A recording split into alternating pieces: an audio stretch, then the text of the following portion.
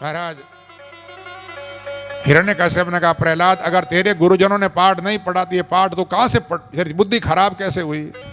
प्रहलाद जी बोले, बुद्धि तो लोगों की खराब है, मेरी तो बुद्धि अच्छी है। महाराज संडामर्ग बोले कि आप चिंता न करो, चलो हम विद्यालय में ले जाते हैं, वापस पढ़ाते हैं इसको। फिर ले गए, 1 साल फिर पढ़ाया, दूसरे साल की दूसरी क्लास पास करके फिर आए। फिर जो है महाराज हिरण्यकश्यप ने पूछा, बोले बेटा अच्छा आज कोई बढ़िया पाठ सुनाओ।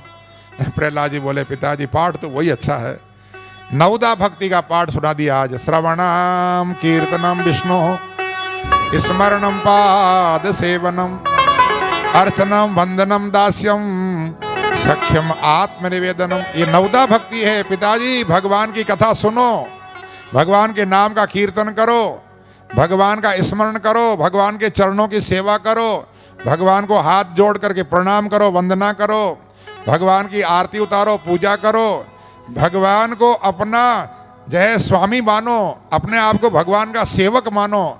भगवान हमारे मित्र हैं, मित्र भाव, सख्य भाव, हमारे शत्रु नहीं है। और आत्मनिवेदन, अपने आप को भगवान के चरणों में अर्पण कर दो पिताजी, यही कल्याण का साधन है। महाराज ये बात सुनते ही हिरण्यकश्यप को इतना क्रोध आया, एकदम से क्या तो गोदी में बिठा के लाड प्यार कर रहा था और क्या उठा के फेंका, एकदम पटका भागा। हर महाराज उस समय कहा कि अरे जो इसको मारेगा मैं उसको मुंह मांगा इनाम दूंगा। हाँ महाराज इनाम लेने के लिए लोग आए दौड़े दौड़े, कोई तलवार लेके आया, कोई भाला लेके आया। हाँ सब के सब महाराज प्रहलाद जी को मारने लगे। परंतु प्रहलाद जी तो भगवान जिसकी रक्षा करे, उसको जाको राखे साइया मार सके ना कोई, बालन बांको कर सके जो जग वेरी होए। बाल भी कोई बांका नहीं कर पाया महाराज। प्रहलाद जी को पानी में डाला गया, पहाड़ों से गिराया गया, अग्नि में जलाने का प्रयास किया, परंतु वो होलिका जी खुद ही जल करके राख की ढेर हो गई। जहर दिया महाराज, कुछ भी, परंतु प्रहलाद जी का तो बाल भी बांका नहीं हुआ। अब हिरण्यकश्यप घबराया, ये बड़ा होकर के बदला लेगा, अब मुझे मारेगा, ये तो मरता ही नहीं, अमर हो गया। अब महाराज क्या करें? संडामर्ग को बुलाया, तुम कुछ करो उपाय। संडामर्ग ने मारण मंत्र का प्रयोग किया। महाराज मारण मंत्र का प्रयोग किया, परंतु वो मारण मंत्र जो है मूठ चलाते ना, मूठ मारण मंत्र, परंतु मारण मंत्र प्रहलाद जी को तो असर हुआ नहीं, और वही मूठ ने जाकर के संडामर्ग को मार दिया। महाराज वही जो गुरुजी थे पढ़ाने वाले, वही मारे गए। प्रहलाद जी को दया आ गई, भगवान से प्रार्थना की, प्रभु भले कुछ भी हो, मेरे गुरु हैं, ये शिक्षा गुरु हैं, आप इनको वापस जीवन दान दो, बचाओ। महाराज देखते देखते संडामर्ग वापस जिंदा हो गए। संडामर्ग ने प्रहलाद जी को गले से लगा लिया। प्रहलाद, हमने तेरे को मारने का प्रयास किया और तूने हमको बचाया, जीवन दान दिया। इस प्रकार से बोलिए प्रहलाद जी महाराज की जय। हिरण्यकश्यप घबरा गया कि महाराज इसका तो बाल भी बांका नहीं हुआ, अब क्या करें? संडामर्ग बोले, राजन चिंता न करो, बच्चा है भी, हम वापस स्कूल में ले जाते हैं, अपने गुरुजी को बुलाएंगे, शुक्राचार्य जी महाराज को, और उनके द्वारा इनको शिक्षा दिलवाएंगे। महाराज वापस प्रहलाद जी को विद्यालय में ले गए। एक दिन की बात है, प्रहलाद जी जो है वो अपने विद्यालय में बैठे थे सखाओं के साथ, और संडामर्ग जो है वो अपने काम में लगे हुए थे, वो नित्य कर्म में लगे हुए थे। उसी समय सब बच्चे खेलने लगे। बोले प्रहलाद आओ हमारे साथ खेल खेलो। प्रहलाद जी बोले, बेटा ये खेल खेलते तो जिंदगियां हो गई, कई जन्म हो गए, आओ तुम्हें आज मैं एक नई बात बताता हूं। अपने सारे सखाओं को घेर लिया, चारों तरफ सखा बैठ गए, प्रहलाद जी बीच में बैठ गए। और प्रहलाद जी ने अपने बच्चों से, मित्रों से क्या कहा? मित्रों, कौमार आश्रित प्राज्ञो धर्मान भागवतानि दुर्लभम मानुषम जन्म तदप्य ध्रुमदर्थम। बोले मित्रों देखो, ये मानव शरीर जो मिला है ये भगवान का भजन करने के लिए मिला है, इसलिए धर्म का सेवन बचपन से करना चाहिए। शिक्षा प्राप्त करो, परंतु शिक्षा के साथ में भी धर्म भी करते रहो। धन कमाओ जवानी में, परंतु धन कमाते हुए भी भगवान का भजन करते रहो, धर्म के कार्य करते रहो। अगर बचपन में और जवानी में भक्ति की होगी तो बुढ़ापे में भजन कर पाओगे, और यदि बचपन में और बुढ़ापे में भक्ति नहीं की तो महाराज फिर जवानी में भक्ति नहीं की तो बुढ़ापे में भी फिर भक्ति नहीं होगी। और इसलिए बोले कि महाराज जो है देखो मित्रों, ये मानव शरीर जो है भजन करने के लिए मिला है। तो महाराज जो है प्रहलाद जी अपने मित्रों से कहते, मित्रों ये जो मैं बातें बता रहा हूं ये अपने मन की बातें नहीं है, ये सब मेरे गुरु महाराज की बताई हुई बातें हैं। मित्रों ने कहा, प्रहलाद एक बात बताओ, अपने तो गुरु हैं संडा मर्ख, और इन्होंने तो कभी भगवान की भक्ति का पाठ की बात ही नहीं बताई, तो फिर तुम्हारे गुरु कौन है? प्रहलाद जी बोले, मेरे गुरु हैं नारद जी महाराज। जब मेरे पिता तपस्या करने गए थे ना मंदराचल पर्वत, तब इंद्र ने जो है महाराज हमारी राजधानी पर हमला कर दिया था और हमारी राजधानी को लूट लिया पूरा। सब भाग गए छोड़ के। मेरी जो माँ थी कयादू, प्रहलाद जी की माँ का नाम था कयादू, उसको बंदी बना लिया इंद्र ने और पकड़ करके ले जाने लगा स्वर्ग में। रास्ते में नारद जी महाराज मिल गए। नारद जी बोले, अरे इंद्र क्या कर रहा है, ये किसको पकड़ के ले जा रहा है? क्योंकि मेरी माँ बेचारी कुर्री पक्षी की तरह चिल्ला रही थी, बचाओ बचाओ। उस समय नारद जी ने कहा, क्या कर रहे हो? बोले, इसके गर्भ में जो बच्चा है वो हिरण्यकश्यप का बीज है, वो जब पैदा होगा तो उसको मार के फिर मैं इसको छोड़ दूंगा। प्रहलाद जी ने कहा, अरे नारद जी ने कहा, अरे भले आदमी, इसके गर्भ में तो भगवान का भक्त है, तू क्या मारेगा उसको? इसलिए मेरा कहना छोड़ दो उसको। नारद जी के कहने से इंद्र ने मेरी माँ को छोड़ दिया। मेरी माँ कहने लगी, महाराज मैं कहाँ जाऊँ, क्योंकि मेरे पति तो गए तपस्या करने के लिए और मेरी राजधानी को लूट लिया इसने सब। नारद जी बोले, बेटा कोई बात नहीं, जब तक तेरे पति न आए तब तक तुम हमारे आश्रम में रहो। तो महाराज जब तक मेरे पिता तपस्या करके नहीं आए तब तक मेरी माँ नारद जी के आश्रम में रही, और उस समय मैं माँ के पेट में था। तो नारद जी रोज सत्संग की बातें सुनाते थे। तो शायद माँ को तो याद रही कि नहीं रही, परंतु मुझे एक एक बात याद है। सज्जनों, सही बात है, गर्भ में जब बच्चा होता है और जो बातें माँ सुनती है उसका पूरा प्रभाव बच्चे पर पड़ता है। आपने महाभारत में अभिमन्यु की कथा सुनी होगी। महाराज अर्जुन सुभद्रा के पुत्र अभिमन्यु, रोज अर्जुन जब युद्ध सीख करके आते थे द्रोणाचार्य के द्वारा, तो रोज सुभद्रा को सुनाते थे आज क्या सिखाया। तो वो चक्रव्यूह भेदन की जो कला, कैसे भीतर प्रवेश किया जाता है, वो अर्जुन सुभद्रा को सुना रहे थे। तो जब तक भीतर जाने की बात सुना रहे थे तब तक तो सुभद्रा जाग रही थी, परंतु बाहर निकलने की बात जब अर्जुन सुना रहा था उस समय सुभद्रा को नींद आ गई। इसलिए अभिमन्यु थे पेट में, भीतर जाने की बात तो सुन ली उन्होंने, परंतु बाहर आने की जो है बात वो सुन नहीं पाए, क्योंकि कान तो माँ के काम कर रहे थे। इसलिए महाभारत में आपने देखा होगा कि अभिमन्यु वो चक्रव्यूह भेदन करके भीतर तो चले जाते हैं, परंतु फिर बाहर वापस निकल नहीं पाते। वो साथ साथ महारथी मिलकर के अभिमन्यु का वध कर देते हैं, शहीद बन। तो महाराज कहते हैं कि बच्चा जब पेट में होता है और उस समय माँ जो देखती है, जो सुनती है, जो खाती पीती है, उसका पूरा प्रभाव बच्चे पर पड़ता है। इसलिए हमारे यहाँ पर कहा जाता है कि माताएं जब गर्भवती हो तब उनको अच्छे शास्त्र पढ़ने चाहिए। गीता पढ़ो, रामायण पढ़ो, भागवत पढ़ो, अच्छे ग्रंथ पढ़ो, अच्छी बातें सुनो, तो उसका प्रभाव बच्चों पर पड़ता है। तो प्रहलाद जी बोले, मित्रों ये मेरे गुरु महाराज नारद जी का दिया हुआ ज्ञान है और इसलिए इसको अपने जीवन में उतारो। महाराज प्रहलाद जी कहते, आज मैं भी कीर्तन करते नृत्य करता हूं, चलो मेरे साथ में तुम भी कीर्तन करो। महाराज नारद जी ताली बजाते हुए और सारे जितने भी सखा वो भी महाराज जो है प्रहलाद जी के साथ में नृत्य करते हैं।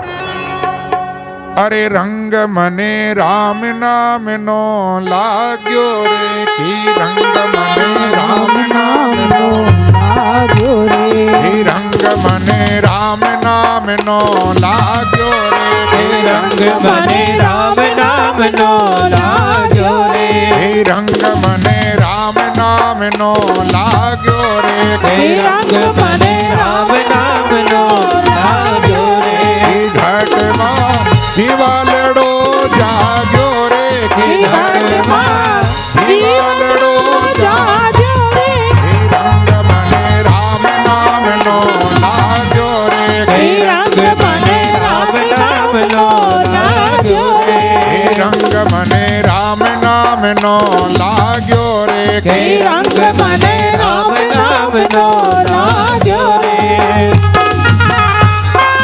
बोली राजा रामचंद्र भगवान की जय हो, श्री हनुमत लाल जी महाराज की जय हो।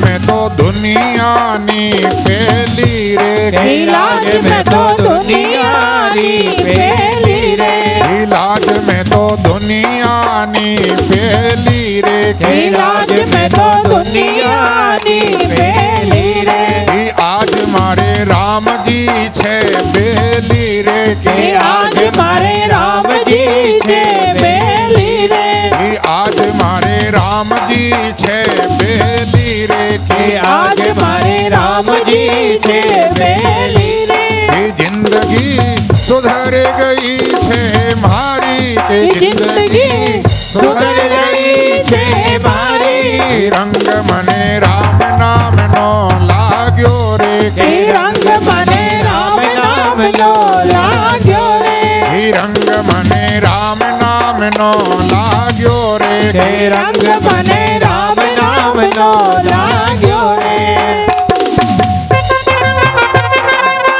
बोलिए भागवत गढ़ा पुराण की जय हो, श्री सुखदेव जी महाराज की जय हो।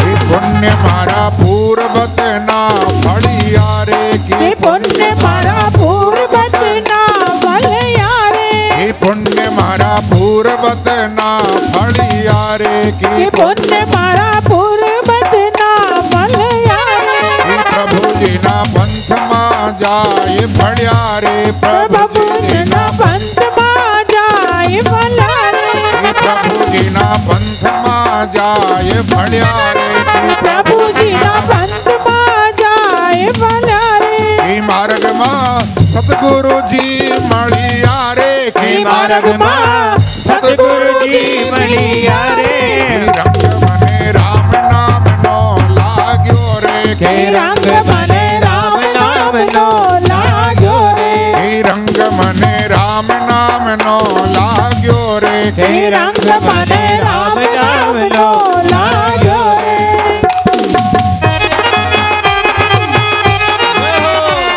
बोलिए अनंत श्री बरियाल जी महाराज की जय हो, श्री परीक्षित जी महाराज की जय हो।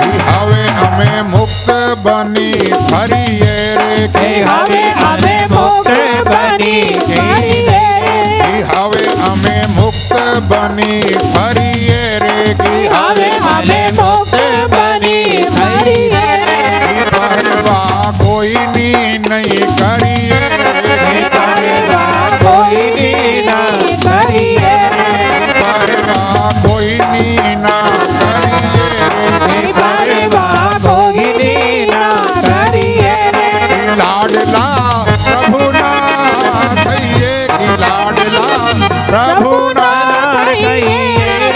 रंग मने राम नाम नो लाग्यो रे, कि रंग मने राम नाम नो लाग्यो रे, कि रंग मने राम नाम नो लाग्यो रे, कि रंग मने राम नाम नो लाग्यो रे, कि घाट मां जीवलड़ो जाग्यो रे, कि घाट मां जीवलड़ो जाग्यो रे, कि रंग मने राम नाम नो लाग्यो रे, कि रंग मने राम नाम नो लाग्यो रे, कि रंग मने राम नाम नो लाग्यो रे, कि रंग मने राम नाम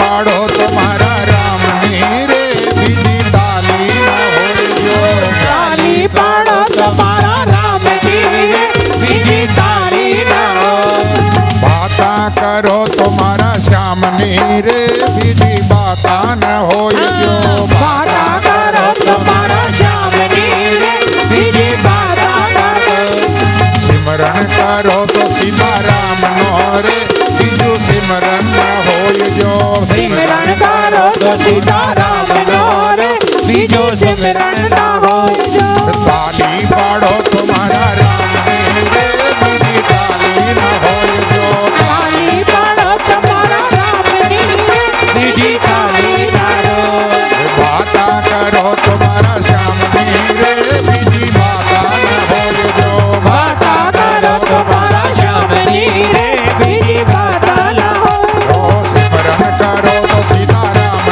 रे बीजो सिमरन न होए जो सिमरन करो तो सीता राम रे बीजो सिमरन ना हो ओ ताली पाड़ो तुम्हारा राम रे बीजी ताली न होए जो ताली पाड़ो तुम्हारा राम रे बीजी ताली ना हो ओ ताली पाड़ो तुम्हारा श्याम रे बीजी ताली न होए जो ताली पाड़ो तुम्हारा राम रे बीजी ताली ना हो ताली पाड़ो तुम्हारा राम रे बीजी ताली न होए जो ताली पाड़ो तुम्हारा राम रे बीजी ताली ना हो ताली न होए बीजी ताली न होए जो ताली ना होए जो ताली न होए जो ताली ताली ना हो ताली न होए जो भले बांके बिहारी लाल की जय हो। कृष्ण कन्हैया लाल की जय हो।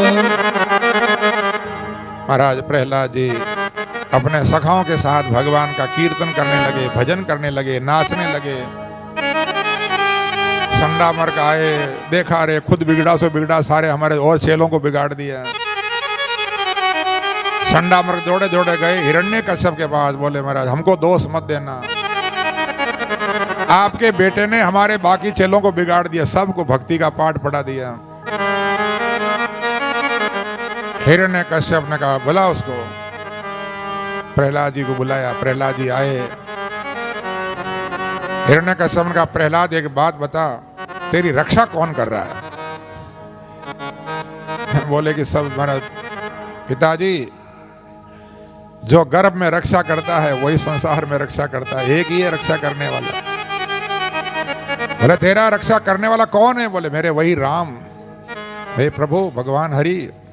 बोले रहता कहाँ है? बोले ये मत पूछो कहाँ रहता है, ये पूछो कहाँ नहीं रहता है, वो तो कण कण में बैठा तो है। ऐसी कोई जगह नहीं है जहां मेरे प्रभु न हो। हिरण्यकश्यप ने कहा पहले तेरे प्रभु को देखूं फिर तुझे देखूंगा। बोले सामने वो खंबा दिखाई दे रहा है, क्या उसमें तेरा भगवान है? प्रहलाद जी बोले हाँ, खड़ग में, खम में, तुझ में, मुझ में, थल में, जल में, सब में मेरा राम, सब जगह है मेरा राम। तो हिरण्यकश्यप क्रोध आया, दौड़ते हुए गया, जोर से खंबे पर मुक्का मारा, लात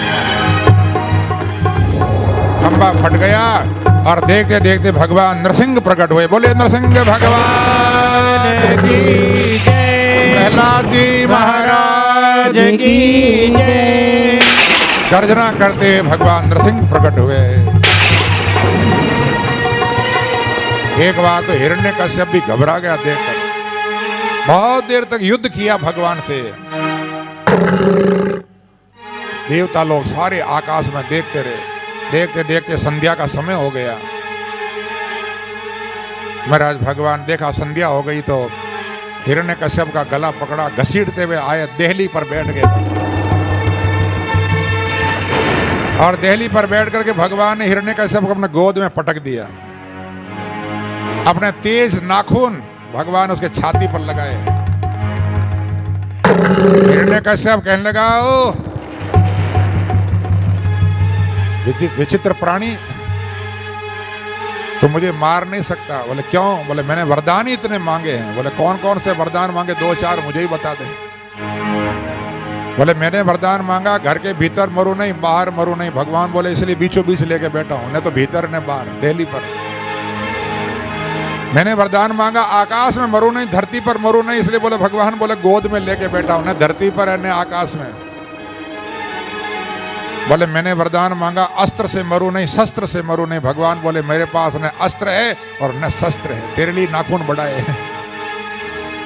बोले मैंने वरदान मांगा गीले से मरू नहीं, सूखे से मरू नहीं, भगवान बोले कि इसलिए आधे सूखे न आधे गीले, आगे आगे नाखून काटते हैं वो सूखे होते हैं, पीछे के गीले होते हैं, मिले जुले। और इसी प्रकार से बोले मैंने वरदान मांगा ब्रह्मा की सृष्टि के किसी प्राणी से मरू नहीं, भगवान बोले मैं तो खंबे से पैदा हुआ हूं, मैं ब्रह्मा की सृष्टि का जीव ही नहीं। बोले मैंने वरदान मांगा मनुष्य से मरू नहीं, पशु से मरू नहीं, भगवान बोले न तो मैं मनुष्य हूं न मैं पशु हूं, क्योंकि मस्तक जो है वो पशु का है, शेर का है, और शरीर मनुष्य का है, न देवता हूं न दानव हूं न मानव हूं। बोले मैंने वरदान मांगा 12 महीने में मरू नहीं, भगवान बोले तेरे लिए पुरुषोत्तम मास बनाया, अधिक मास। अब कहां जाएगा बोल, सारे वरदान बेकार हो गए। और भगवान नरसिंह ने अपने तेज नाखून के द्वारा उसकी छाती को चीर दिया, और देवताओं ने बाजे बजा बजा करके भगवान का जय जयकार किया है। बोले नरसिंह भगवान की जय। महाराज भगवान हिरण्यकश्यप का उद्धार करके सिंहासन में जाकर के विराजमान हो गए, गर्जना कर रहे हैं जोर जोर से। सारे देवता लोग आकर के भगवान की स्तुति करते हैं, परंतु भगवान का क्रोध शांत नहीं हुआ। ब्रह्मा जी ने प्रहलाद से कहा, बोले बेटा तेरे लिए भगवान का अवतार हुआ, एक काम करो तुम जाकर के भगवान की स्तुति करो। 7 वर्ष के प्रहलाद जी छोटे छोटे से कदमों चलकर हाथ जोड़ करके भगवान के सामने खड़े हो गए, प्रार्थना करते प्रभु सत्यम विधातुम निज प्रत्यभाषितम व्याप्तिम च भूते स्वकिलेश चात्मना अदृश्यात्माद्भुत रूप ध्रुवन् स्तंभे सभायां न मृगम न मानसुंद नतोस्मि अनंताय दुरंत शक्तये विचित्र वीर्याय पवित्र कर्मणे विश्वस्य सर्ग स्थित संयमान सुगुणो स्वलीलया संददे आत्मना। प्रहलाद जी कहते प्रभु आप अपनी इच्छा से ही रूप धारण करने वाले, और महाराज मैं आपके चरणों में बार बार प्रणाम करता हूं। भगवान मैं आपकी क्या स्तुति कर सकता हूं। ब्रह्मादयः सुरगणा मुनयोत भूत सिद्धा सत्वेकतान मतयो वचसाम प्रवायई। बोले ब्रह्मादि बड़े बड़े देवता वो भी आपकी स्तुति नहीं कर पाए, बड़े बड़े ऋषि मुनि महात्मा वो भी आपको प्रसन्न नहीं कर पाए।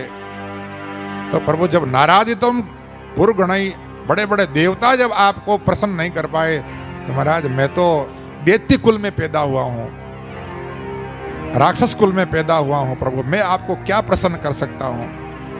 बस मैं तो आपसे प्रार्थना करता हूं प्रभु मैं कृपा करो, शांत हो जाओ। राज प्रहलाद जी की स्तुति सुनते ही भगवान का क्रोध एकदम शांत हो गया, और भगवान ने एकदम से प्रहलाद को हाथों से उठा करके गोद में बिठा लिया, छाती से लगा लिया प्रहलाद को, और दोनों हाथ प्रहलाद के सिर पर रख दिए। भगवान ने बार बार प्रहलाद जी का मुख चूमने लगे। भगवान कहने लगे बेटा कहां तो तुम्हारा कोमल शरीर, और इतने कोमल शरीर को तुम्हारे पिता ने कितनी पीड़ा दी, कितना तकलीफ दिया, कभी जल में गिराया, कभी अग्नि में जलाया, कभी पहाड़ों से गिराया, कभी सांपों से डसवाया, कभी हाथियों से कुचलवाया।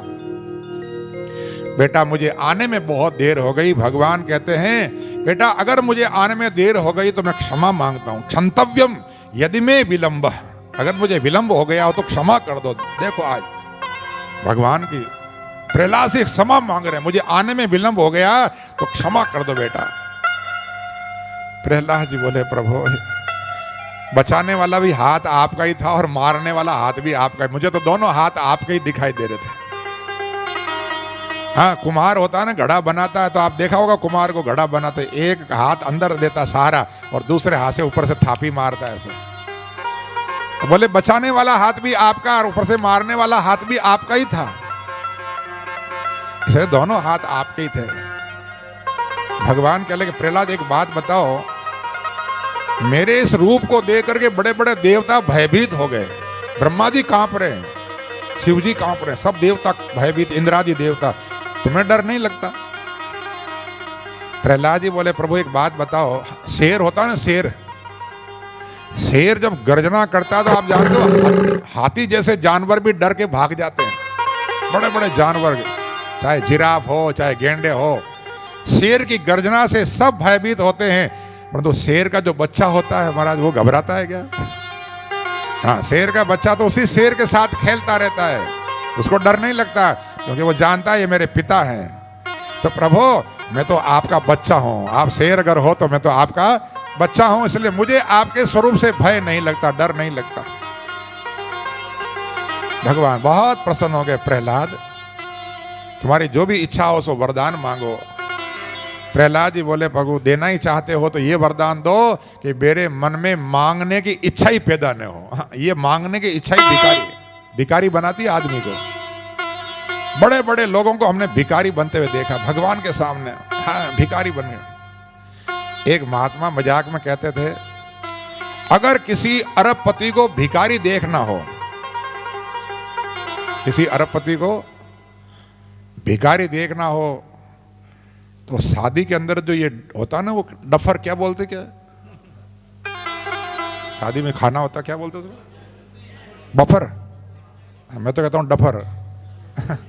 हाँ क्या बफर, खड़े खड़े खाते हैं सब महाराज, रोटी के लिए तरसते हैं, एक अरे ले कटोरा लेकर के भिखारी बन करके जाते, डाल इसमें जो चीज नहीं मिलती, जानता नहीं तू कौन, मुझे दे, मुझे पहले मुझे दे, ऐसे कटोरा लेकर भिखारी बन करके देख। और तो क्या भिखारी क्या करता है, यही करता ना, कटोरा लेकर के मांगता है। तो बड़े बड़े करोड़पतियों को हमने देखा भिखारी बनते हुए बफर में।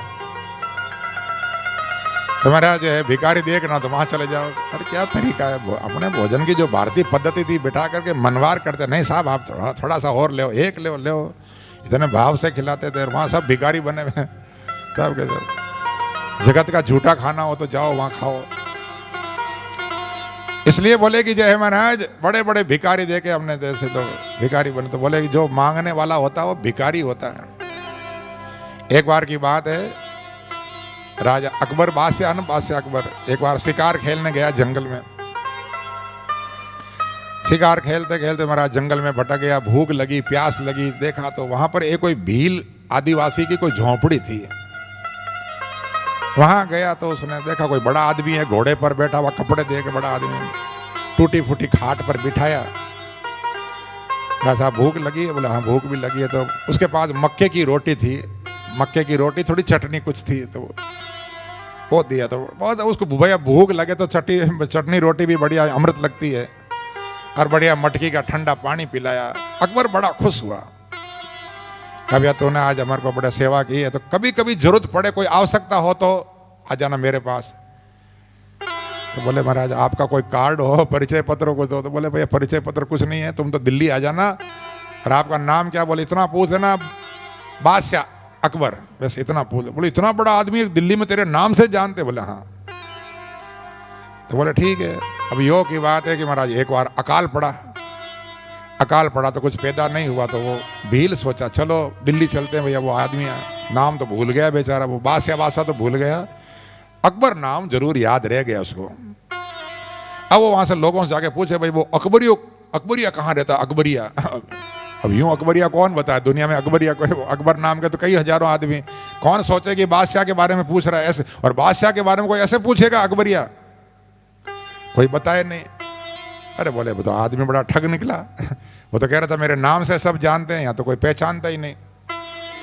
बेचारा दिन भर घूमता रहा, बैठ गया। अब शाम के समय बादशाह की सवारी निकली, हाथी पर बैठा हुआ, अरे साहब आगे बैंड बाजे चल रहे हैं, सेना जय हो, महाराज की जय हो, जय हो। उसने दूर से देखा आदमी तो वही है ये। हाँ महाराज बेटा। अब वो जोर से ए अकबरिया, ऐसे हाथ हिलावे, ए अकबरिया अकबरिया।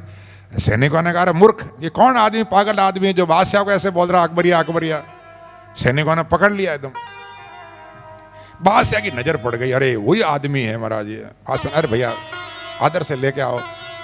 बड़े आदर से लाया बादशाह ने। हाथी पर बिठाया उसको। लोग सोचे ये बिल्कुल ऐसा आदमी नंगा पाँव में कोई कुछ नहीं है, हाथी पर बिठाया उसको। महाराज उसने जिंदगी में कभी हाथी देखा नहीं। वो बोले अरे अकबरिया तेरा पाडा बड़ा अच्छा है, पर पाडे के दो पूंछ कैसे, आगे भी पूंछ पीछे भी पूंछ, क्यों सूंड थी ना आगे, तो बोले आगे पीछे पूंछ ही पूंछ। महाराज लाल किले में वहां गए, बड़ा देखा तेरा इतना बड़ा महल, बड़ा आदर सत्कार किया, भोजन कराया उसको बेटा। अब उसके नमाज का टाइम हो गया, नमाज का टाइम हो गया तो बादशाह बोले बैठो, थोड़ी देर उसको बिठाया, वो अपनी नमाज पढ़ने लगा। अब उसने कभी देखा नहीं नमाज क्या होती है। अब वो बादशाह जब नमाज पढ़ता तो ऊपर नीचे हो रहा था, उसने सोचा कोई पेट में दर्द दिखे इसके, जो ऊंचा नीचा हो रहा है, जो पेट में दर्द लगता है, इसके पेट में कोई तकलीफ। तो बोले बादशाह अकबर कोई तकलीफ है पेट में, कोई पीड़ा है कि जो ऊंचा नीचा हो रहा तो बार बार नीचे झुके ऊंचा हुए। अरे बोले पेट में तकलीफ नहीं, अब नमाज है, जैसे आप लोग प्रार्थना करते हो ऐसे बार बार नीचे ऐसे हाथ फैलाए भगवान के सामने यूं। तो कहा कि फिर जी बार बार तो ऐसे हाथ क्यों फैलाता है। तो बोले कि हम तुम भगवान से मांगते हो, हम अपने अल्लाह से मांगते हैं कुछ। अरे बोले भिखारी इतना भगवान ने दिया फिर भी तेरी मांग इच्छा खत्म नहीं हुई, फिर भी हाथ फैलाता और दो और दो। अरे बोले भगवान से तो मांगते ही हैं। बोले अच्छा भगवान से मांगते हैं। तो अपनी वो धोती कंधे पर रखी और वापस रवाना हुआ। तो अकबर कहने लगा अरे भले आदमी किस काम से आया था वो काम तो बता। बोले आया तो जो काम से था, परंतु जिसके आगे तू हाथ फैला रहा है मैं भी उसी से मांगूंगा ना, जो तुझे देने वाला है क्या वो मुझे नहीं देगा। हाँ, उसने एक दोहा सुनाया, दम दमा पर दम दमा और दम दमा पर दम, मंगता आगे मंगता मांगे वाकी अक्ल कम। अरे बोले भिखारी के आगे जो मांगे उसकी तो अक्ल मारी गई, तू खुद ही भिखारी बना हुआ हाथ फैला रहा है, तो तू खुद भिखारी है। इसलिए तू जब भिखारी जिससे मांग रहा है उससे मैं भी भगवान से ही मांगूंगा ना, तो मेरा भगवान मुझे देगा। ऐसा कह करके वो वहां से चला गया। तो कहने का भाव है कि महाराज हमने बड़े बड़े भिखारी देखे, भगवान के सामने तो सब भिखारी बने हुए हाथ फैलाते हैं, पर दुनिया के सामने भिखारी बने हुए। तो महाराज प्रहलाद जी कहते प्रभु अगर देना हो तो ये दो कि मेरे मन में कभी मांगने की इच्छा पैदा न हो। ये जो मांगने की इच्छा है ना यही भिखारी बनाती है आदमी को। महाराज भगवान नरसिंह बहुत प्रसन्न हुए। अरे बेटा कुछ मेरी लाज रखने के लिए कुछ तो मांग ले। फिर प्रहलाद जी का अच्छी बात प्रभु आप देना ही चाहते हो तो ये दो कि मेरे पिता की दुर्गति न हो। आपसे विरोध किया, मेरे पिता की दुर्गति नहीं होनी चाहिए। भगवान कहने लगे बेटा प्रहलाद कैसी बात करते हो, तुम्हारे जैसा बेटा जिस कुल में पैदा होता है महाराज उसकी तो 21 पीढ़ियों का उद्धार होता है, एक नहीं 21। और इसलिए तुम्हारे पिता की दुर्गति नहीं होगी। महाराज सुखदेव जी कहते राजन इस प्रकार से देखो तुमने कहा ना कि भगवान दैत्यों से विरोध करते हैं, अगर दैत्यों से विरोध करते तो प्रहलाद जी को बचाते क्या। प्रहलाद जी कौन है? प्रहलाद जी दैत्य कुल में पैदा हुए, हिरण्यकश्यप के पुत्र हैं, परंतु भगवान की भक्ति की तो भगवान ने उनकी रक्षा की है। और इसलिए भगवान कभी दैत्यों से विरोध नहीं करते हैं। जो भक्तों से विरोध करता है वो भगवान को अच्छा नहीं लगता है। इसलिए भगवान कभी किसी को मारते नहीं, भगवान को उद्धार करते, तारने का काम। राम किसी को मारे नहीं है ऐसा मेरा राम, अपने आप मर जाएंगे कर कर खोटे काम। आदमी मरता अपने ही बुरे कर्मों से, भगवान किसी को नहीं मारते और न भगवान कभी किसी से विरोध करते हैं। इसलिए भगवान को भक्तों की रक्षा करने का भगवान ने वचन दिया है। इसलिए भगवान भक्तों की रक्षा करते हैं, वो चाहे देवताओं में हो, चाहे दैत्यों में हो, चाहे मानव में हो, चाहे दानव में हो, किसी भी वंश में अगर भक्त होता है तो भगवान उसकी रक्षा करते हैं। भगवान कहते हैं वैसे मैं समदर्शी हूं, सब मुझे समदर्शी कहते हैं, परंतु जो सेवक होता है वो मुझे बहुत प्रिय होता है। इसलिए भगवान भक्तों की रक्षा करते हैं। बोलिए भक्त वत्सल भगवान की जय। महाराज सुखदेव जी कहते राजन समय समय पर भगवान भक्तों की रक्षा करने के लिए अवतार लेते हैं। चाक्षुष मनमंत्र में भगवान ने एक गजेंद्र की रक्षा करने के लिए हरि अवतार लिया। आसेत गिरिवरो राजन त्रिकूट इति विश्रुत क्षीरोदीन आवृत है श्रीमान योजना अयुत औचित्र है। बोले महाराज एक त्रिकूट नाम का पर्वत था और वहां पर एक बहुत बड़ा सरोवर, एक बार की बात, एक हाथी रहता था उस जंगल में जिसका लंबा चौड़ा परिवार था, और वो पूरे परिवार को लेकर के पानी पीने के लिए उस तालाब में आया। और पानी पीने के बाद में महाराज वो हाथी का पूरा परिवार पानी में उतर गया। गर्मी का मौसम था और जो है वो सब के सब एक दूसरे पर पानी उछालने लगे। उसी सरोवर में एक मगरमच्छ रहता था, ग्राह। उस ग्राह ने उस हाथी का पांव पकड़ लिया। हाथी का पांव पकड़ लिया तो हाथी चिंगाड़ने लगा जोर जोर से। पूरा सारे परिवार के लोग घबरा गए, तब पत्नियां बच्चे सब बाहर निकल गए। और जो है वो हाथी जो उस ग्राह को पकड़ के बाहर लाए, वो ग्राह वापस खींच के भीतर ले जाए। ऐसे बड़ा लंबा युद्ध चला। देवता भी देखते रहे, भयान है। धीरे धीरे परिवार के लोग भी सब छोड़ छोड़ के चले गए। हाथी ने देखा कि महाराज अब तो कोई भी सहायक नहीं है, अब क्या करें। तब उसको अंत में भगवान की याद आ गई। कोई पूर्व जन्म का पुण्य उदय हुआ और महाराज वो भगवान को याद करता है। ओम नमो भगवते तस्मै यत एता चिदात्मकं पुरुषाय आदि बीजाय परेशाय विधीमहि। हे भगवान, आप ही जगत की आत्मा हो, आप ही उत्पत्ति पालन संहार करने वाले हो। प्रभु मैं आपके चरणों में बारंबार प्रणाम करता हूं। ऐसे गजेंद्र मोक्ष 43 श्लोकों में महाराज भगवान की बहुत सुंदर स्तुति की उसने। और भगवान ने उसकी स्तुति सुनी, भगवान प्रसन्न हो गए और भगवान गरुड़ की पीठ पर सवार हुए और बेकुंठ से भगवान चले। भगवान को लगा कि आज गरुड़ जी भी धीरे चल रहे हैं। भगवान गरुड़ जी की पीठ से उतर करके पैदल दौड़ने लगे।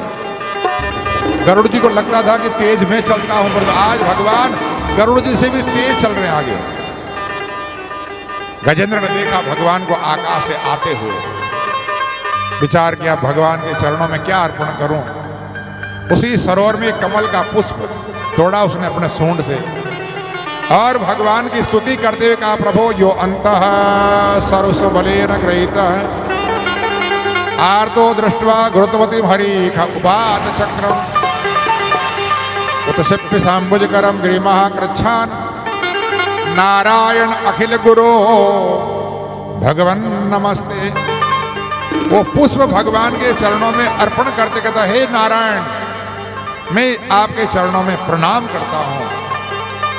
जैसे ही उसने पुष्प छोड़ा, इधर भगवान ने अपना सुदर्शन चक्र छोड़ दिया और सुदर्शन चक्र में जाकर के महाराज ग्राह का मस्तक काट करके धड़ से अलग कर दिया। भगवान ने सूंड पकड़ करके गजेंद्र को बाहर निकाल के खींचा। महाराज सुखदेव जी कहते, राजन, भगवान के चक्र का स्पर्श होने से ग्राह का भी उद्धार हो गया। वो दिव्य रूप धारण करके भगवान के चरणों में प्रणाम करके भगवान के धाम में चला गया। भगवान के हाथ का स्पर्श होने से गजेंद्र भी हाथी का शरीर छोड़कर दिव्य देवताओं जैसा रूप धारण करके भगवान के चरणों में प्रणाम किया और भगवान का जय जयकार करता हुआ वो भी भगवान के धाम में चला गया। बोलिए भक्तवत्सल भगवान की जय। महाराज सुखदेव जी कहते, राजन, ये जो ग्राह है ना मगरमच्छ, ये पहले जन्म में हुहू नाम का गंधर्व था। एक बार इसी तालाब के अंदर देवल नाम के ऋषि आए थे स्नान करने, और ये भी स्नान कर रहा था। ये पानी के अंदर तैरता हुआ जाकर के देवल ऋषि के चरण पकड़ लिए। देवल ऋषि डर गए, अरे लगता कोई मगरमच्छ आ गया। ये हंसने लगा तो कहा, अरे मगरमच्छ की तरह आया तो तू मगरमच्छ हो जा। और ये जो गजेंद्र हाथी, ये भी पहले जन्म में राजा था इंद्रद्युम्न नाम का। एक बार अगस्त ऋषि का अपमान करने के कारण अगस्त ने श्राप दिया कि हाथी की तरह बैठा है, जा तू भी हाथी हो जा। हरा दोनों ने फिर प्रायश्चित किया तो उनका जाओ कल्याण होगा। देवल ऋषि ने उस ग्राह को कहा कि एक दिन तुझे एक हाथी का चरण पकड़ लेना, वो हाथी भगवान की स्तुति करेगा तो भगवान आकर के तेरा भी उद्धार करेंगे और उस हाथी का भी उद्धार करेंगे। तो इस प्रकार से आज भगवान ने गजेंद्र की रक्षा करने के लिए हरि अवतार लिया है। और महाराज देवता लोग बाजे बजा बजा करके भगवान का अभिनंदन करते हैं। बोले चार भुजा नाथ की जय, भागवत महापुराण की जय। महाराज भगवान ने जब हाथी के लिए अवतार लिया तो एक बार अकबर ने बीरबल से पूछा कि बीरबल एक बात बताओ, तुम्हारे भगवान के कोई नौकर चाकर नहीं है क्या कि जब देखो तो भगवान को दौड़ना पड़ता है? हमारे देखो अल्लाह नहीं आते, अल्लाह के पैगंबर आते हैं, मोहम्मद आदि पैगंबर हैं, ईसा मसीह पैगंबर हैं। अरे तो खुद भगवान नहीं आते, अल्लाह नहीं आते, तुम्हारे भगवान को ही बार बार दौड़ना पड़ता है। जब देखो तो बोले अरे आदमी के लिए दौड़े, इंसान के लिए दौड़े, हाथी के लिए भी। बीरबल ने कहा जहांपना मुझे थोड़ा 10-15 दिन की मोहलत दो, मैं आपके सवाल का जवाब दूं। उस अकबर के एक लड़का था जिसका नाम था सलीम, छोटा बच्चा था। तो अकबर ने क्या किया कि एक मोम का पुतला बनाया उसका, और जब वो पुतला बनकर के तैयार हो गया तो एक दिन जो है अकबर बादशाह नौका विहार करने के लिए यमुना जी में नाव में बैठ के घूमने विहार करने गए। तो उनकी जो दासी थी जो सलीम को अपने गोद में रखती थी ना, बीरबल ने उस सलीम की जगह वो पुतला उसकी गोद में रख दिया और उसको कुछ बात बता दी कि जब ये नाव तालाब नदी के बीच में पहुंचे यमुना में, तब इस पुतले को पानी में फेंक देना। तो महाराज दासी जो है वो जब पहुंचे तो जैसे नाव जल के बीच में पहुंची कि दासी ने चक्कर आने का नाटक किया और पुतले को पानी में फेंक दिया।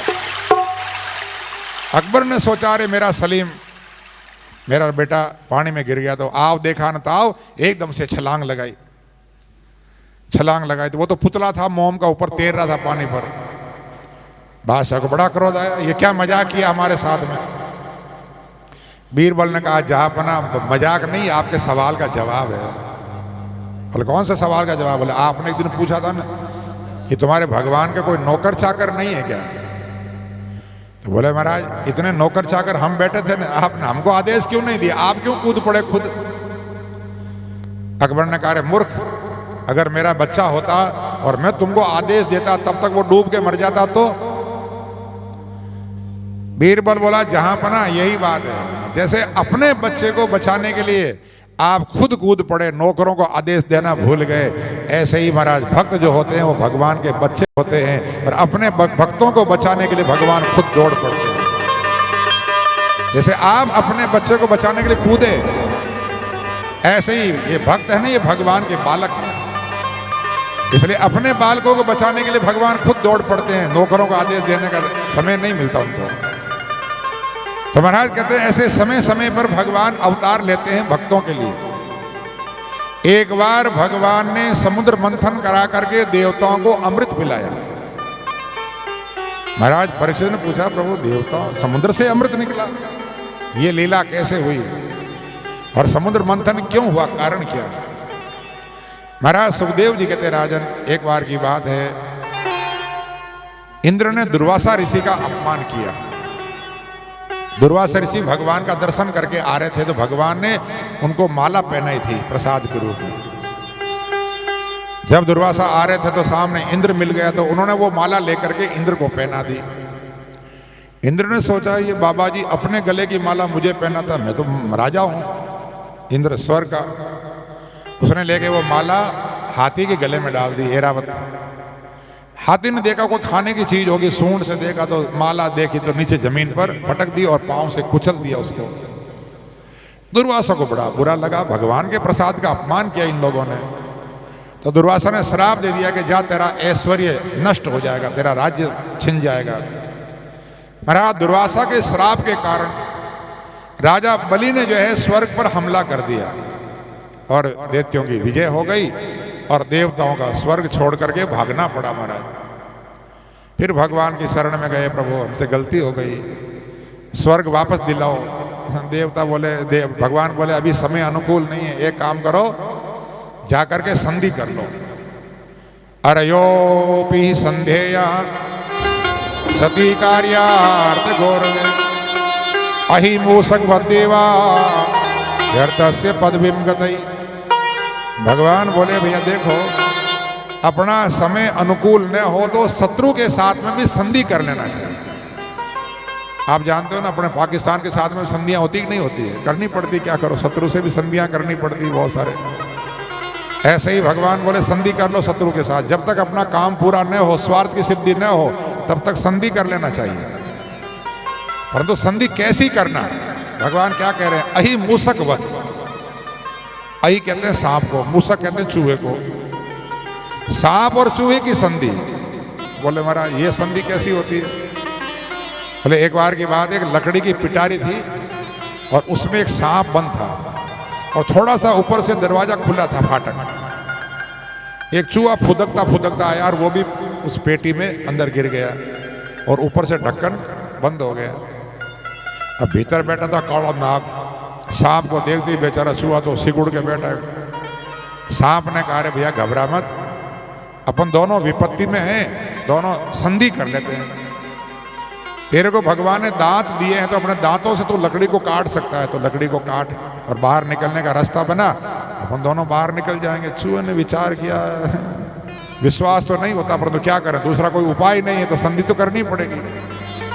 बोले ठीक है। उसने अपने दांतों से लकड़ी को काटना शुरू किया, छोटा सा छेद हो गया। सांप जो होता है ना वो अपने शरीर को सिकोड़ देता है, और चूहा थोड़ा मोटा ताजा तगड़ा था, वो शरीर सिकोड़ नहीं सकता। सांप ने देखा कि मेरे निकलने का रास्ता हो गया, देखते ही महाराज सांप ने चूहे को पकड़ लिया। सांप ने कहा, चूहे ने कहा अरे भले आदमी अपनी संधि हुई थी ना? बोला हाँ बिल्कुल थी, अवधि पूरी हो गई। हाँ, संधि की अवधि होती है ना भैया, कितने समय के लिए, 1 साल के लिए, 2 साल के लिए, ऐसे संधि का भी समय होता है। तो बोले संधि हुई थी, समय पूरा हो गया, खत्म हो गया। वैसे पहले तो भूखा मर रहा हूँ, कई दिन से खाऊंगा और फिर बाहर निकलूंगा। तो वो सांप चूहे को खा गया और फिर बाहर निकल गया। तो भगवान बोले शत्रु के साथ में ऐसी संधि करो कि जब तक अपना रास्ता न बने तब तक संधि हो, जब अपना रास्ता बन जाए तब काम पूरा कर दो उसका। तो क्या करना होगा? भगवान ने कहा एक काम करो, जितनी भी जड़ी बूटियां हैं सब समुद्र में डालो, मंदराचल की मथानी बनाओ, वासुकी नाग की डोरी बनाओ, उसको भी थोड़ा अमृत का लोभ दे देना, और फिर समुद्र का मंथन करो। पहले हलाहल जहर निकलेगा, घबराना मत, फिर बहुत सारे रत्न निकलेंगे, लड़ना मत, सबसे अंत में अमृत निकलेगा और वो अमृत में तुमको पिला दूंगा, तुम अमर बन जाओगे और फिर तुम्हारी विजय हो जाएगी। महाराज इंद्रादि देवता गए राजा बलि के पास और कहा कि हमने सुना है कि समुद्र में अमृत है, तो अपन दोनों भाई मिलकर के मंथन करते हैं, फिर अमृत निकलेगा तो आपस में आधा आधा बांट लेंगे। बलि ने कहा ठीक है। दोनों के मन में दुर्भावना, वो सोचे अपन पी लेंगे, वो सोचे अपन पी लेंगे। मंदराचल की मथानी बनाई, वासुकी नाग की डोरी बनाई, मंथन करने लगे तो वो पर्वत पानी में डूबने लगा। उसी समय भगवान ने कछुए का रूप धारण किया। बोलिए कच्छप नारायण भगवान की जय। और भगवान ने मंदराचल को अपने पीठ पर धारण कर लिया। मेरा देवता और दानव समुद्र का मंथन करने लगे तो सबसे पहले कालकूट नाम का जहर निकला। जहर को देखते सब घबरा गए। बोले क्या करें? भगवान बोले जाओ भोलेनाथ के पास, भोलेनाथ को मनाओ। हाँ, भोलेनाथ जैसा देवता भोला ना, देखो एक ही देवता है जिसके नाम के आगे भोला लगा है। अच्छा, बाकी और कोई देवता के आगे नाम सुना आपने? भोला कि राम जी भोला? हाँ, भोला राम नाम भले कोई हमारे संतों में रखते हैं, भोला राम, राम जी भोला नहीं है। कृष्ण तो बन रहे, वो तो बांका है, वो तो बांके बिहारी, बात छोड़ दो उनकी। तो बाकी एक ही देवता है कि जो भोला है। महाराज भोला जो होता है ना, जैसा कहो वैसा कर लेता है, इसलिए भगवान शिव के नाम के भोला है। सारे के सारे देवता भगवान की जाके प्रार्थना करते हैं। भोलानाथ से निराला, गौरीनाथ से निराला कोई और नहीं। भोलानाथ से निराला, गौरीनाथ से निराला कोई और नहीं। कोई और नहीं, कोई और नहीं, कोई और नहीं। भोलानाथ से निराला, भोलानाथ से निराला कोई और नहीं। भोलानाथ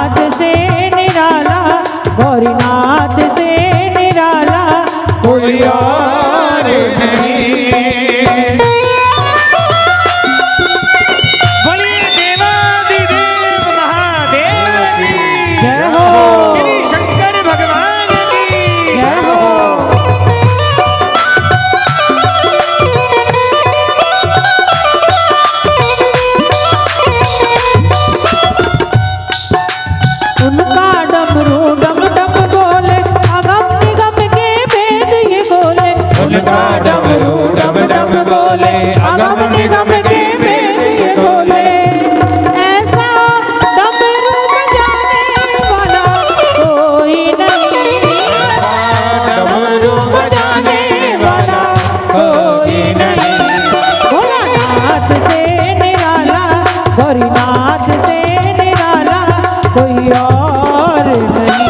भोलेनाथ से निराला, गौरीनाथ से निराला दूजा और नहीं।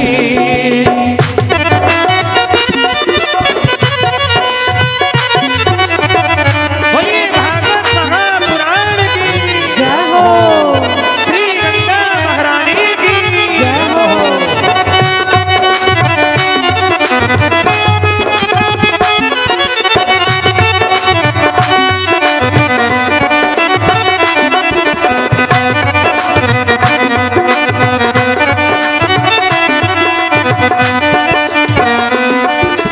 काया जब जब करवट बदले, पाप चमकते अगले पिछले। काया जब जब करवट पाप चमकते अगले पिछले।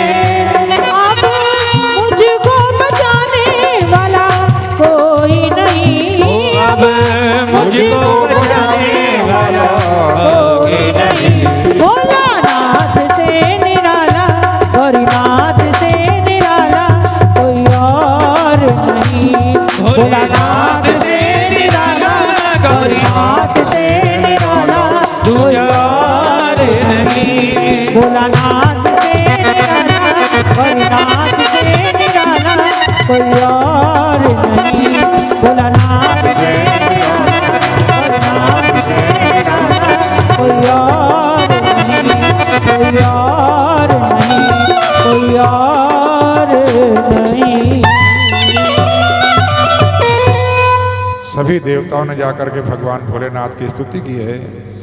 देव देव महादेव, भूतात्मन भूत भावन, त्राहि न शरणापन्ना त्रिलोक्य देहनाथ विषाद। हे प्रभु, ये जहर त्रिलोकी को जला रहा है, बचाओ बचाओ। हाँ, बाकी सब देव, आप ही महादेव हो। भगवान भोलेनाथ ने देखा संसार के कल्याण के लिए भगवान ने विष पान करना भी स्वीकार कर लिया।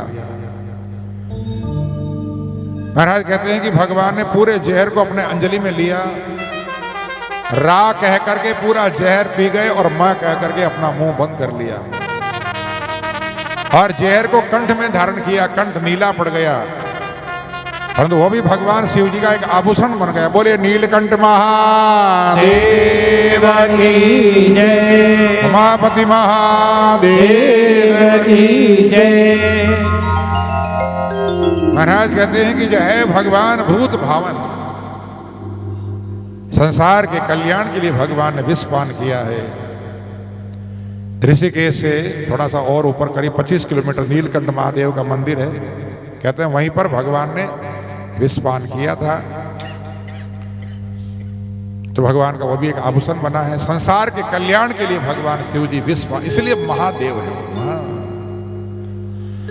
महाराज उसके बाद में फिर समुद्र मंथन हुआ है और उसमें से कामधेनु गाय प्रकट हुई है, ऋषि मुनि महात्माओं को दी गई है। उससे ही सुरा नाम का घोड़ा निकला, राजा बलि ने लिया। ऐरावत नाम का हाथी निकला है, वो इंद्र ने लिया है। इसी प्रकार से महाराज जो है वो कौस्तुभ नाम की मणि निकली है, वो भगवान ने अपने कंठ में धारण की है। रंभा आदि अप्सराएं निकली है, वो स्वर की शोभा बढ़ाती है। कल वृक्ष है, चंद्रमा है, स्वयं लक्ष्मी जी समुद्र में से प्रकट हुई है और उन्होंने वरमाला लेकर के भगवान नारायण के गले में डाली है। बोलिए लक्ष्मी नारायण भगवान की जय। ऐसे 14 रत्न निकले। अंत में भगवान धन्वंतरी अमृत का कलश लेकर के प्रकट हुए। बोलिए धन्वंतरी भगवान की जय। महाराज दैत्यों ने धन्वंतरी भगवान के हाथ से अमृत का कलश छीन लिया और उस अमृत को पीने के लिए देवता और दानवों में झगड़ा होने लगा, छीना झपटी होने लगी। इंद्र का पुत्र जयंत कलश लेकर के भागा, साथ में सूर्य, चंद्रमा, बृहस्पति कहते हैं उसी अमृत की 4 जगह बूंदें टपकी, हरिद्वार, प्रयागराज, नासिक और उज्जैन। इसलिए भारत में 4 जगह पर कुंभ का मेला लगता है। और जिस नक्षत्र में, जिस राशि पर जो है बृहस्पति और सूर्य चंद्रमा होते हैं, उसी समय वहाँ पर, और ये 12 वर्ष लगे थे पूरे परिक्रमा में, इसलिए 12 वर्ष में घूम करके वापस वहीं पर कुंभ का मेला आता है। अभी पिछले साल हरिद्वार में था, 25 की जनवरी में प्रयागराज में होगा, उसके बाद में 27 में नासिक में होगा और 28 में उज्जैन में होगा।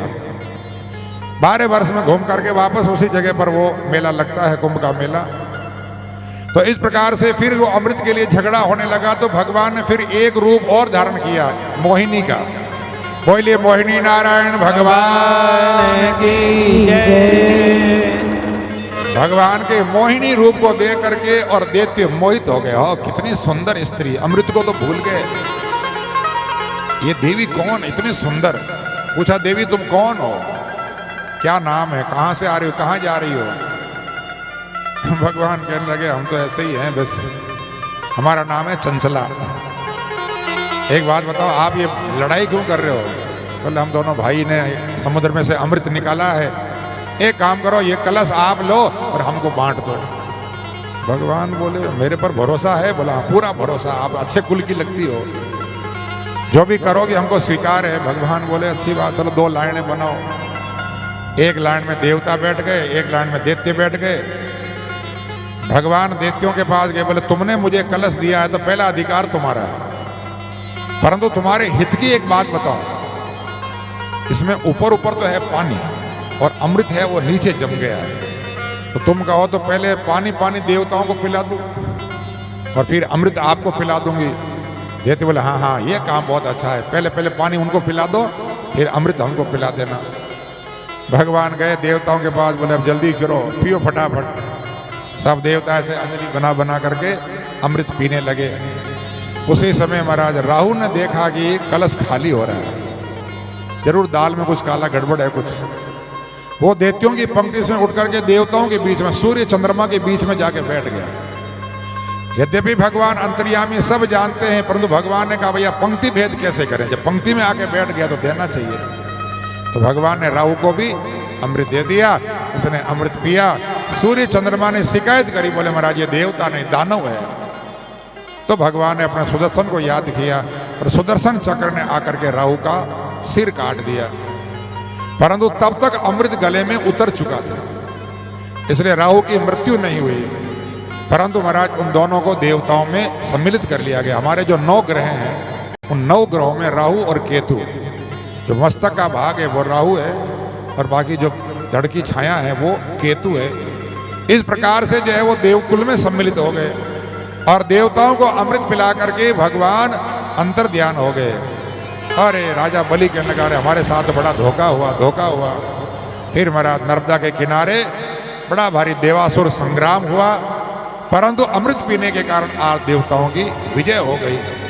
बहुत सारे दैत्य मारे गए, परंतु शुक्राचार्य जी महाराज ने अपनी संजीवनी विद्या के द्वारा मरे हुए दैत्यों को वापस जिंदा कर दिया और देवताओं को स्वर्ग की प्राप्ति हो गई। महाराज शुक्राचार्य जी ने विचार किया भैया ये मेरे चेले हैं दैत्य, ऐसा कोई उपाय करूं कि इनको फिर से स्वर्ग मिल जाए। तो महाराज शुक्राचार्य जी ने राजा बलि को लेकर के एक विश्वजीत नाम का यज्ञ करवाया और उस यज्ञ में से एक रथ और बहुत सारे शस्त्र जो है वो प्रकट हुए। शुक्राचार्य जी ने कहा राजन एक काम करो, इस रथ पर बैठ करके और इन शस्त्रों से जाओ स्वर्ग पर युद्ध करो देवताओं से, तुम्हारी विजय हो जाएगी। महाराज राजा बलि फिर जो है रथ पर बैठा और सेना लेकर के पहुंच गया, स्वर्ग को घेर लिया। इंद्र ने विचार किया कि जिनको हमने मारा था वो वापस जिंदा होके इतने बलवान होके कैसे आए। महाराज उनकी शक्ति को देख करके देवता भी घबरा गए और स्वर्ग छोड़ करके फिर भागे, कहीं पहाड़ों की गुफाओं में छिप करके रहने लगे और इन राजा बलि ने स्वर्ग पर अधिकार कर लिया। महाराज देवताओं की जो माता है अदिति माता है, आप जानते हो अगर बच्चे दुखी हो तो माता को भी दुख होता है, माता पिता को भी होता है, लेकिन मां को ज्यादा होता है।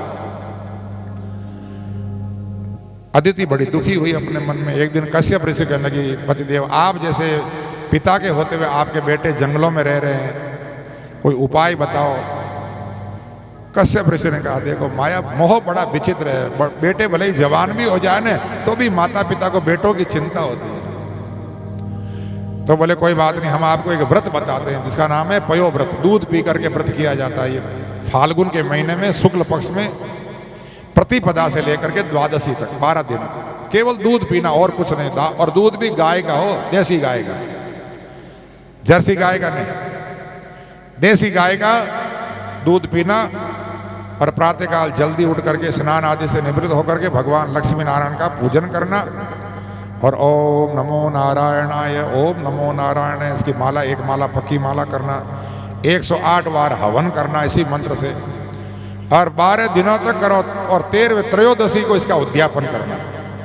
कम से कम 12 ब्राह्मणों के जोड़े बुला करके और एक आचार्य, उनके द्वारा हवन करवाना, पूजन करवाना भगवान का। और फिर 12 जोड़ों को भोजन कराना, उनको जो भी वस्त्र दक्षिणा आदि देना और विधि विधान से उद्यापन करना, तो भगवान प्रसन्न होंगे। माता अदिति ने जो है वो पयोव्रत किया। त्रयोदशी को भगवान ने प्रकट होकर के माता जी को दर्शन दिए। बोले लक्ष्मी नारायण भगवान की जय। भगवान का माता जी कैसे याद किया, बोले प्रभु मेरे पुत्रों को स्वर्ग प्रदान करो। भगवान बोले वैसे तो मैं पक्षपात करता नहीं हूं, परंतु आपने व्रत किया है तो मैं आपका पुत्र बन के आऊंगा। भाई भाई का पक्ष ले सकता है, इसलिए मैं ही आपका पुत्र बन करके आऊंगा और फिर आपके पुत्रों का हित करूंगा। परंतु ये बात गुप्त रखना, किसी को बताना मत, क्योंकि मंत्र और जो है योग तभी फलित होता है जब गुप्त रखा जाता है। इसलिए जो है भगवान ही स्वयं आकर के माता अदिति के गर्भ में विराजमान हो गए। भादवा का महीना था, शुक्ल पक्ष, द्वादशी का दिन, मध्याह्न काल, अभिजित नाम का मुहूर्त था। और उसी समय भगवान का अवतार हुआ वामन नारायण के रूप में। बोले वामन नारायण भगवान की जय, भक्तवत्सल भगवान की जय। महाराज देवताओं ने बाजे बजा बजा करके भगवान वामन नारायण का अभिनंदन किया है, स्वागत किया है। सभी देवताओं ने मिलकर के भगवान का पूजन किया है। और भगवान वामन नारायण का यज्ञोपवीत संस्कार होता है। और उसके बाद में भिक्षा लेने के लिए भगवान वामन नारायण माता अन्नपूर्णा के पास जाते हैं। माता अन्नपूर्णा अपने रत्नों से उनका भिक्षा के पात्र को भर देती है। कश्यप ऋषि कहने लगे बेटा अभी भिक्षा पूरी नहीं हुई, एक भिक्षा और लेके आओ। बोले वो कौन सी? बोले राजा बलि के पास जाओ।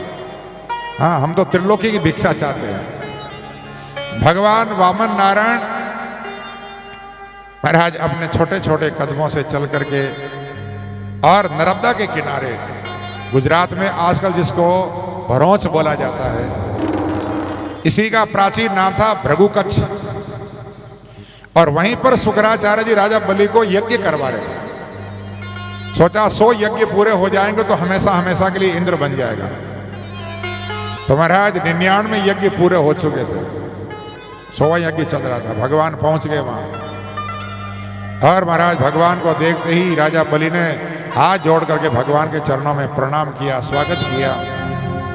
प्रभु मुझे लगता है कि जैसे आज मेरा जो है मनोरथ पूरा हो गया, जैसे ऋषियों का तपस्वियों का तेज रूप धारण करके मेरा हित करने के लिए आया हो। प्रभु आपकी कोई इच्छा हो तो बोलो, क्या चाहते हो? भगवान बोले राजन तुम्हारे कुल में एक से एक बड़े सूरवीर हुए, दानवीर हुए, भक्त हुए, तुम्हारे कुल में एक भी कंजूस पैदा नहीं हुआ, इसलिए तेरे दरबारे पर आया हूं। अरे तुम्हारे परदादा हिरण्यकश्यप कितने बड़े सूरवीर हुए कि जिनके भय से भगवान भी छिप गए थे खंबे में।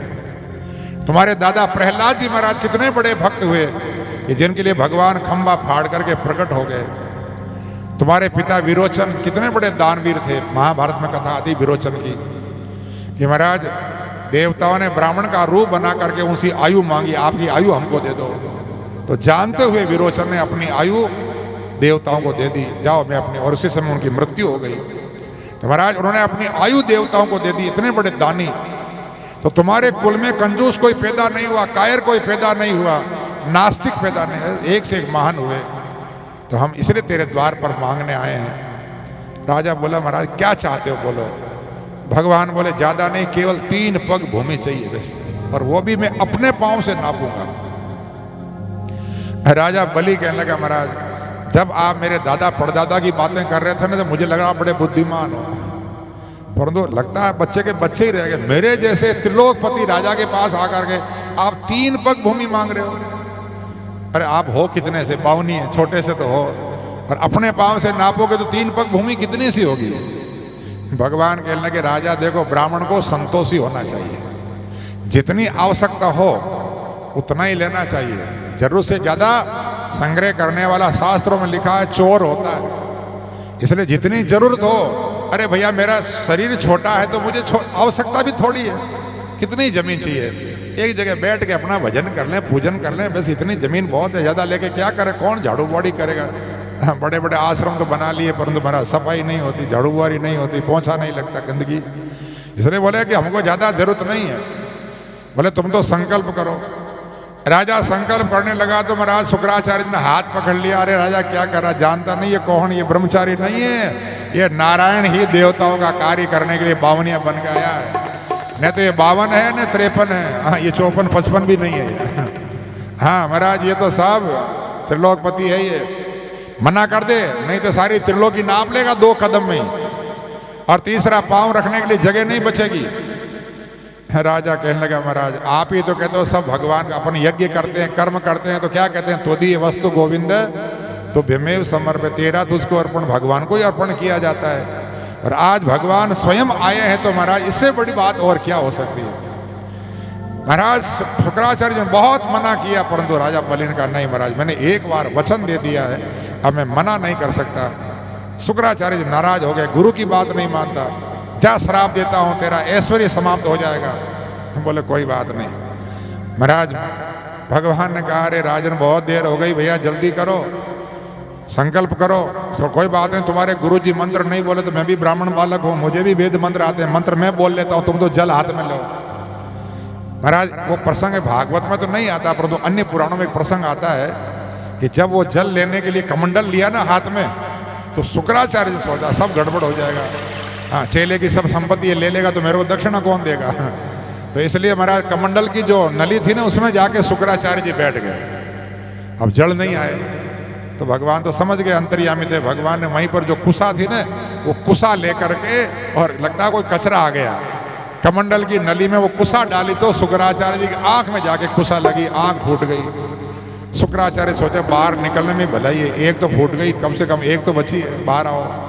जैसे ही शुक्राचार्य जी बाहर आए, राजा बलि ने अपने हाथ में जल लिया और संकल्प किया कि प्रभु मैं आपको 3 पग भूमि दान करने का संकल्प करता हूं। महाराज जैसे ही संकल्प किया, भगवान आए तो थे बावनीय बन करके, और संकल्प लेते ही जो विराट प्रभु बने, बोले विराट नारायण भगवान एक पांव में भगवान ने पूरे पाताल और पृथ्वी को नाप लिया, दूसरा पांव भगवान ने ऊपर उठाया, स्वर्ग लोक, जन, तप, मह, सत्य लोक को फोड़ करके भगवान का चरण ऊपर ब्रह्मांड को फोड़ के बाहर निकल गया, और बाहर का जल आया, उसी जल को लेकर के ब्रह्मा जी ने भगवान के चरणों को धोया, और वही चरणामृत ब्रह्मा जी ने कमंडल में धारण किया, और भगीरथ जी की प्रार्थना करने पर वही गंगा जल बन करके और हमारे भारतवर्ष में बह रहा है। बोले गंगा मैया की जय। महाराज भगवान ने कहा राजन 2 ही चरण हुए, तीसरा कहाँ रखूं, तुमने 3 पग भूमि देने का वचन दिया है, अब नरक में जाना पड़ेगा, क्योंकि वचन देने के बाद में वचन पूरा नहीं हो तो नरक में जाना पड़ता है। तुम्हारे गुरुजी ने कहा था ना कि बोलो, विचार करके बोलो, अब कहाँ रखूं तीसरा पांव। राजा बलि ने अपना मस्तक भगवान के चरणों में झुका दिया, बोले प्रभु आपने मेरी संपत्ति को नापा है, अभी मेरा शरीर बाकी है, एक काम करो तीसरा, आपका चरण आप मेरे सिर पर रख दो और मेरे शरीर को भी नाप लो। भगवान ने अपना तीसरा चरण राजा बलि के मस्तक पर रखा है। देवता लोग बाजे बजा बजा करके भगवान का जय जयकार करते हैं। बोले वामन नारायण भगवान की जय, बलि जी महाराज की जय। भगवान कहते राजन, आया तो मैं तुम्हें बांधने था, परंतु तुमने तो सब कुछ अर्पण कर दिया और तुमने मुझे बंधन में बांध लिया। ब्रह्मा जी ने भी स्तुति की, राजा बलि की पत्नी विंध्यावली ने भी स्तुति की, प्रहलाद जी भी आ गए, उन्होंने भी स्तुति की। और भगवान ने कहा भैया एक काम करो, अब तुम परिवार के सहित यहाँ से सुतल लोक में चले जाओ, मैं स्वयं वहां पर तुम्हारा पहरेदार बन करके चौकीदारी करूंगा। और अगला आने वाला जो 8वां मनमंत्र, अभी 7वां चल रहा है, अभी जो इंद्र है उसका नाम है पुरंदर, और आगे 8वां जो मनमंत्र आएगा उसमें मैं स्वयं तुमको इंद्र बनाऊंगा।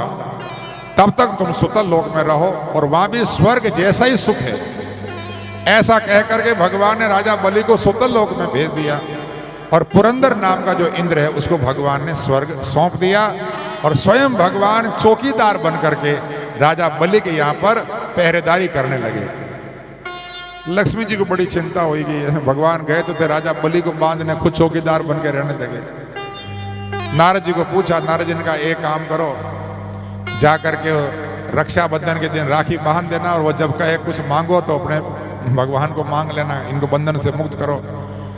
तो लक्ष्मी जी ब्राह्मणी का रूप बना करके सुतल लोक में गई। रक्षाबंधन का दिन था और कहा मेरे कोई भाई नहीं है तो मैं तुमको भाई बनाना चाहती हूँ। तो बोले मेरे कोई बहन भी नहीं है, चलो कोई बात नहीं। महाराज लक्ष्मी जी ने राखी रक्षाबंधन का सूत्र हाथ में बांधा। बलि बोला बहन क्या चाहिए बोलो, तो बोले ये तुम्हारा चौकीदार नहीं, ये दे दो। बोले चौकीदार नहीं है कि आपको क्या चाहिए? अरे बोले चौकीदार नहीं, मेरे तो प्राणाधार हैं ये। तो बोले मैंने थोड़ी बांधा, ये तो अपनी इच्छा से आए हैं। तो भगवान ने कहा चलो कोई बात नहीं। बलि ने कहा मैं इनको बंधन से मुक्त करता हूँ। भगवान बोले तुमने भले ही बंधन से मुक्त कर दिया पर मैंने वचन दिया है तो कम से कम 4 महीने चातुर्मास में तो मैं तुम्हारा चौकीदार बन करके यहाँ पर रहूंगा। तो आज भी कहते हैं चातुर्मास में 4 महीने तक भगवान वही वामन रूप में राजा बलि के यहाँ पर चौकीदार बन करके रहते हैं। और इस प्रकार से भगवान ने वामन अवतार धारण करके देवताओं का कार्य सिद्ध किया और देवताओं को वापस स्वर्ग दिलाया। बोले वामन नारायण भगवान की जय। महाराज सुखदेव जी कहते राजन, इसी प्रकार से एक बार भगवान ने मत्स्य अवतार भी लिया वेदों की रक्षा करने के लिए। एक हयग्रीव नाम का राक्षस, उसने वेदों को चुरा लिया ब्रह्मा जी से और वेदों को चुरा करके और वो समुद्र में जाके छिप गया। अब आप जानते हो पानी की गहराई में तो मछली जा सकती है, इसलिए भगवान ने जो है मत्स्य का रूप धारण किया। एक सत्यव्रत नाम के मनु हुए। पहले मनु है स्वयंभू मनु, दूसरे मनु हैं जिनका नाम है श्राद्ध देव भी नाम है, सत्यव्रत नाम इनका, श्राद्ध देव भी नाम। ये महाराज कृतमाला नाम की नदी में जल लेकर के भगवान सूर्य नारायण को जल तर्पण कर रहे थे। उसी समय भगवान मछली बन करके प्रकट हुए और भगवान ने जो है मनु जी महाराज को दर्शन दिया और ज्ञान दिया कि जब प्रलय काल आएगा तब मैं यही रूप धारण करके आपको उपदेश करूंगा और वेदों की रक्षा करूंगा। और उस समय आप जो है मेरे पास नाव आएगी, आप उसमें सवार हो जाना और जब तक प्रलय काल चलेगा तब तक मैं तुम्हारी रक्षा भी करूंगा और तुमको उपदेश भी दूंगा। तो भगवान ने फिर वो मत्स्य रूप धारण किया और राजा सत्यव्रत मनु जी महाराज को भगवान ने वेदों का ज्ञान दिया और उस हयग्रीव नाम के दैत्य को मार करके और भगवान ने वेदों की रक्षा की। ब्रह्मा जी को ले जा करके वापस वेद सौंपे। ये भगवान का मत्स्य अवतार हुआ। बोले मत्स्य नारायण भगवान की जय। महाराज परीक्षित जी बोले प्रभु अभी आपने जो ये बताया सत्यव्रत श्राद्धदेव मनु, ये कौन है? ये किस कुल में पैदा हुए और क्या इनके वंश में भी कोई भगवान का अवतार हुआ है? महाराज सुखदेव जी कहते राजन, ये जो सत्यव्रत मनु है, श्राद्धदेव मनु, ये सूर्य के पुत्र हैं और इनके वंश में भी महाराज भगवान का अवतार हुआ है। सत्यव्रत के पुत्र हुए महाराज इक्ष्वाकु और भी इनके बहुत सारे पुत्र हुए हैं, मृग आदि। इन्हीं के वंश में आगे चल करके नाभाग हुए। नाभा के अम्बरीश जी महाराज हुए, जिन्होंने 1 वर्ष में होने वाली सभी एकादशियों का व्रत किया था। और एक बार दुर्वासा ऋषि ने परीक्षा लेने के लिए इनको कृत्या का प्रयोग किया, परंतु भगवान का सुदर्शन चक्र इनकी रक्षा करता था। महाराज सुदर्शन ने कृत्या को भी जला करके भस्म कर दिया और दुर्वासा के पीछे लगा। दुर्वासा तीनों लोकों में भागते फिरे, ब्रह्मलोक, शिवलोक, वैकुंठ। आखिर में भगवान के शरण में गए तो भगवान ने कहा, अहम भक्त पराधीन हूं, मैं तो भक्तों के अधीन हूं, नहीं स्वतंत्र द्विजय, मैं स्वतंत्र नहीं हूं। लोग कहते हैं भगवान स्वतंत्र है, परंतु भगवान कहते हैं मैं भक्तों के पराधीन हूं। दुर्वासा जी, आपने अम्बरीश जी का अपमान किया है, जाओ उन्हीं की शरण में जाओ। फिर महाराज दुर्वासा जी वृंदावन में अम्बरीश जी की शरण में आए और फिर महाराज अम्बरीश जी ने सुदर्शन भगवान की स्तुति की, तब जाके सुदर्शन शांत हुए। फिर महाराज अम्बरीश जी ने दुर्वासा जी को भोजन कराया और दुर्वासा जब भी महाराज अम्बरीश जी महाराज का जय जयकार करते वहां से ब्रह्मलोक में चले जाते हैं। बोले अम्बरीश जी महाराज की जय, भक्तवत्सल भगवान की जय। महाराज सुखदेव जी कहते राजन, उन्हीं के वंश में हरिश्चंद्र जी महाराज हुए, उन्हीं के वंश में राजा सगर हुए, जिनके 60,000 पुत्रों ने कपिल भगवान का अपमान किया था और सब के सब जल करके भस्म राख की ढेर हो गए थे। उन्हीं के महाराज वंश में जो है सगर के ही अंशुमान, असमंजस और उनके जो है गंगा जी को लाने के लिए तपस्या की, तब गंगा जी नहीं आई। उन्हीं के पुत्र हुए भगीरथ जी महाराज। फिर भगीरथ जी महाराज ने तपस्या की, तब जाकर के गंगा जी प्रकट हुई और वही गंगा जी गंगोत्री से प्रकट होकर के वहाँ से ऋषिकेश, हरिद्वार, काशी, प्रयागराज और होते हुए गंगा सागर में पहुँची। और वहाँ पर जैसे ही गंगा जल का स्पर्श हुआ कि महाराज वो 60,000 सगर पुत्रों का उद्धार हुआ और देवताओं ने बाजे बजा बजा करके गंगा मैया का जय जयकार किया है। बोले गंगा मैया की जय, भक्तवत्सल भगवान की जय। उन्हीं महाराज भागीरथ जी के वंश में खटवांग दिलीप हुए, दिलीप के रघु, रघु के अज के दशरथ जी महाराज। पर आप सभी जानते हो दशरथ जी महाराज के 3 विवाह हुए थे, कौशल्या, कैकेयी, सुमित्रा, परंतु किसी की भी संतान नहीं हुई। संतान नहीं हुई तो उन्होंने गुरुदेव से जाकर